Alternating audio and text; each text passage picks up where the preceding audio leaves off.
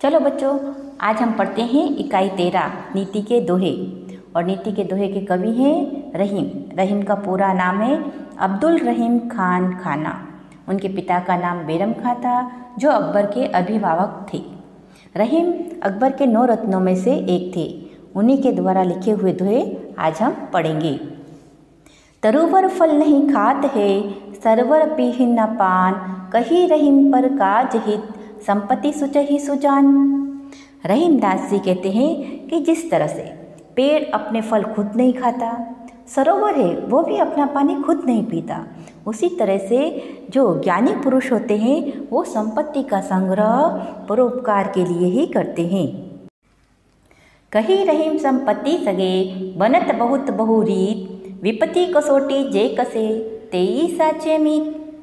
रहीमदास जी कहते हैं जब मनुष्य के पास बहुत सारा धन आ जाता है तो लोग अनेक प्रकार से तरह तरह से उनके सगे बन जाते हैं, उनके रिश्तेदार बन जाते हैं और उनसे अनेक रूपों से नाता जोड़ लेते हैं।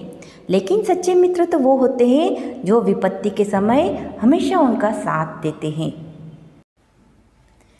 रहीमन देखी बड़ेन को, लघु न दीजिए डारी, जहाँ काम आवे सुई, कहाँ करे तरवारी।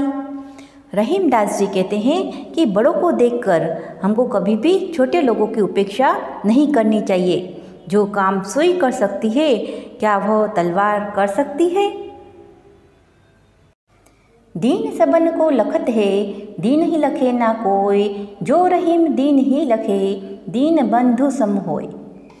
रहीमदास जी कहते हैं कि असहाय और गरीब लोग सबको आशा भरी नज़रों से देखते हैं कि कोई उनकी मदद कर दे, पर उनकी ओर कोई नहीं देखता, उन पर कोई दया दृष्टि नहीं करता, कोई उनकी मदद नहीं करता। जो लोग असहाय और गरीब पर दया दृष्टि करते हैं, सचमुच वो भगवान के समान होते हैं। खीरा को मुख काट के, मलियत नो न लगाए, रहीमन करुएन मुख की, चाहिए यही सजाए। रहीमदास जी कहते हैं कि जिस तरह से खीरा को खाने से पहले उसका सिर यानी कि जो ऊपर का भाग है उसको काट कर अलग कर देना चाहिए, फिर उसके कटे हुए भाग पर नमक मलना चाहिए जिससे कि उसकी करवाट बाहर निकल जाए, उसी तरह से कड़वे मुख वाले को भी इसी तरह की सजा मिलनी चाहिए।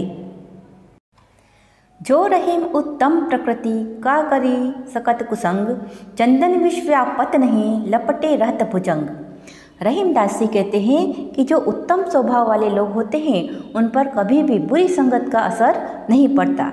जिस प्रकार से चंदन के पेड़ पर जहरीला विष धारण करने वाला सांप लिपटा रहता है, लेकिन चंदन पर उसके विष का बिल्कुल भी असर नहीं होता, उसी तरह से उत्तम प्रकृति वाले लोग भी हमेशा किसी भी प्रकार की संगति में रह ले पर उनमें कोई परिवर्तन नहीं आता।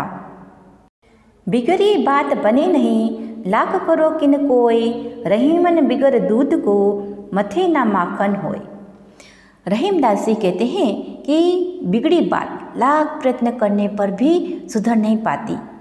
ठीक उसी तरह से जिसे फटे दूध से जमाए गए दही को कितनी भी बार मथा जाए पर उसमें से कभी भी मक्खन नहीं निकलता। रहीमन विपदा हो भली, जो थोड़े दिन होए, हित अनहित या जगत में, जानी परत सब कोई। रहीमदास जी कहते हैं कि यदि आपत्ति थोड़े समय के लिए हो तो अच्छी है, क्योंकि उस थोड़े से समय में हमें पता चल जाता है कि कौन हमारा हितकारी है और कौन अहितकारी। रहीमन वे नर मर चुके, जे कहू मांगन जाही, उनसे पहले वे मुए, जिन मुख से निकसत नाही। रहीमदास जी कहते हैं कि वे मनुष्य जिंदा होते हुए भी मरे हुए के समान हैं, जो दूसरों के दरवाजे पर मांगने के लिए जाते हैं, परंतु उनसे भी पहले वे मर गए हैं जिनके मुख से नहीं शब्द निकलता है, यानी कि जो मांगने वाले को देने से इनकार कर देते हैं।